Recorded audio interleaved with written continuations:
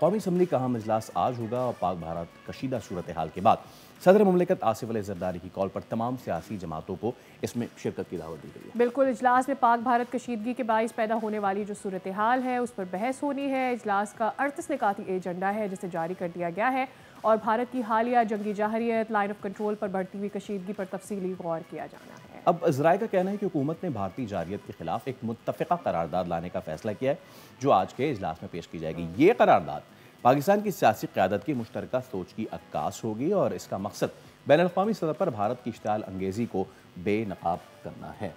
बिल्कुल, इसी पर बात करते हैं। हमारे साथ मौजूद है फ़ाद चौधरी, नुमाइंदा बोल इस्लामाबाद से। फ़ाद चौधरी, ये बताइएगा कि आज का जो एजेंडा है वो तो हमने देख ही लिया है कि किन मामलात पर बात होगी, कौन कौन आज के इजलास में मौजूद होगा और मुल्की मामलात के अलावा दीगर कौन से और इशूज़ हैं इंटरनल जिस पर बात होगी पाक भारत मामलात के अलावा?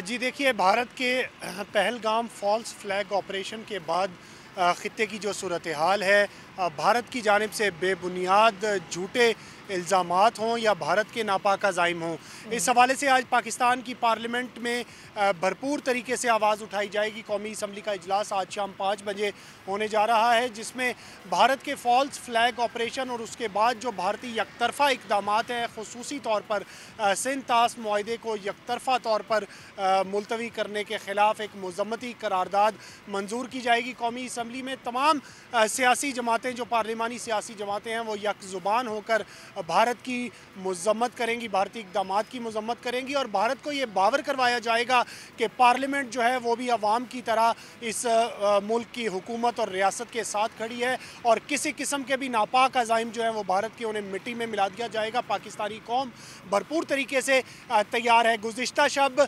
DGI-SPR और वज़ीर इत्तलात की जानिब से पार्लिमानी सियासी जमातों के जो सरकर्दा रहनुमा हैं उन्हें एक बैकग्राउंड ब्रीफिंग भी दी गई और भारत के का जो झूठा प्रोपेगेंडा है उसे बेनकाब किया गया। तमाम तर तफसीलात से सियासी जमातों को आगाह किया गया और इसी की रोशनी में आज कौमी असम्बली में इस पर भरपूर बहस की जाएगी। तमाम सियासी जमातों के जो रहनुमा हैं वो इसमें हिस्सा लेंगे, इस बहस में हिस्सा लेंगे, भारत की मज़म्मत करेंगे और एक भरपूर करारदाद मंजूर करवाई जाएगी कौमी असम्बली में जिसमें भारत के यकतरफ़ा इक़दामात की मज़म्मत करने के अलावा आलमी बरादरी से ये तकाजा किया जाएगा कि वो पाकिस्तान का साथ दे और भारत का जो झूठ है उसे बेनकाब किया जाए। बहुत शुक्रिया डिटेल्स के लिए फ़ाद।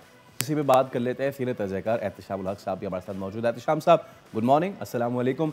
हमने देखा कि गुज़िश्ता रात भी देर रात तक इजलास होता रहा, फिर उसकी तफसीलात सामने आई, आज फिर इजलास होगा। तो पाकिस्तान की तरफ से तो इस वक्त तमाम तर जो पॉलिटिकल इंटेलिजेंशिया है, अस्करी क़यादत है, वो सर जोड़ के बैठी है और वो दो टोक जवाब भी दे रही है, बहुत ही मुदब्बिराना जवाब दे रही है। अगर कंपेयर करें हम उस तरफ से जहाँ पे सिर्फ जंग की रट लगाई जा रही है और वो रट भी अब आहिस्ता आहिस्ता कम होती जा रही है, इसका शोर कम होता जा रहा है। देखिए, बुनियादी तौर पे फैसल सवाल तो लोग पाकिस्तान में पाकिस्तान से बाहर यही पूछा जा रहा है कि जी 22 तारीख को पहलगाम का वाक़या हुआ था, आज 15 दिन हो चुके हैं, अभी तक सारे मामले को सुलझाने में हिंदुस्तान क्यों नाकाम रहा। अब जो सवाल अमूमी तौर पे पूछा जाता है और मैं और आप नहीं पूछते, कल का आप देख लें टाइम्स ऑफ इंडिया क्या कह रहे हैं, NDTV ने क्या कहा है, उनके मीडियाकार क्या कह रहे हैं कि there must be certain proof evidence. आपको जब पाकिस्तान, और उन्होंने कहा है, उनके अखबारात को कोट कर रहा हूँ, वो कहते हैं कि आपको पाकिस्तान ने फंसा लिया ये कह के कि लेट्स हैव इंडिपेंडेंट एंड शफाफ इंक्वायरी, उस पर आप आ नहीं रहे हो। ऊपर से जिसको कहते हैं हिंदुस्तान का मौक़िफ़ ज़्यादा ख़राब हुआ कि स्विट्ज़रलैंड ने कह दिया कि हम आपके दरमियान आने के लिए तैयार हैं, हम इंडिपेंडेंट इंक्वायरी करा के देने के लिए तैयार हैं। कल GCC के ममालिक ने, कल कोऑपरेशन कंट्रीज ने भी ये बात की। अमेरिका ने जिस तरह सपोर्ट हिंदुस्तान को मिलनी चाहिए थी वो नहीं मिली। वहाँ पे IMF का एग्जीक्यूटिव एडवाइजर जो हिंदुस्तान का, उसको उन्होंने मुअत्तल कर दिया, इसलिए मुअत्तल कर दिया इन बजाय ये कह रहे हैं कि उन्होंने तो बात की, लेकिन बिल्कुल आप ठीक कह रहे हैं। स्पेशली जो उनको अपने media, I mean like we are so aware कि किस तरह से इंडिया का जो मीडिया वो प्रोसेस करता है, वो किस तरह से एक न्यूज़ बनाते हैं, फिर उसके गिर्द कहानियाँ घड़ते हैं। And if they are saying कि जी आपकी तरफ से प्रूफ नहीं आ रही है, इंडिया को बार बार बोल रहे हैं कि आपकी तरफ से प्रूफ नहीं आ रहा, that means the kind of a defeat India had कि अब उनका जो मीडिया है वो भी उन्हें प्रोटेक्ट नहीं कर पा रहा है। And they are also looking कि भाई हमारे पास कुछ सेल करने के लिए होना चाहिए, and if you not giving us that then give us the evidence. बहुत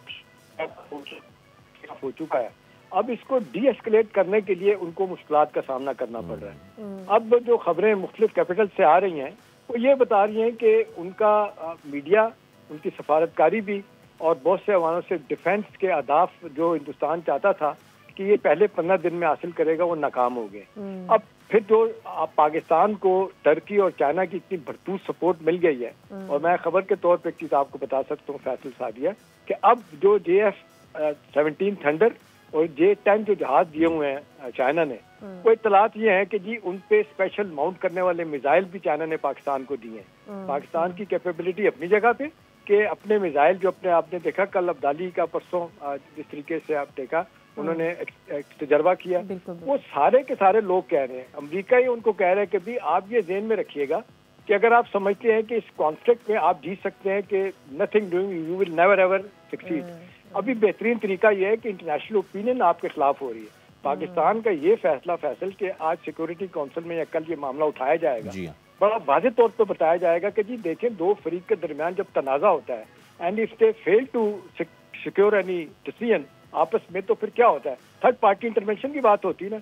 हम भी आपको कहते हैं कि जी कश्मीर के मसले पे थर्ड पार्टी आप करवा लें, वो नहीं करवाते, इस मसले को लेके आ जाएं so that once and for all ये मसला जो इल्जाम तराशी प्रोपेगेंडे का, इसको खत्म किया जाता है। एब्सोल्युटली फैसला है कि हमारी लीडरशिप जो है ना वो एक जगह इकट्ठी हो गई, बिल्कुल एक पेज पे है, और वंस एंड फॉर ऑल ये मामला जो है ना अब खत्म होना चाहिए, क्योंकि फ्रैंकली स्पीकिंग उनकी तरफ से भी वो ड्रामेबाजी जो हो रही है बहुत बोरिंग हो रही है। थैंक यू सो मच, एहतशामुल हक साहब हमारे साथ मौजूद थे। सब्सक्राइब करें और बेल दबाएं ताकि कोई खबर रह न जाए।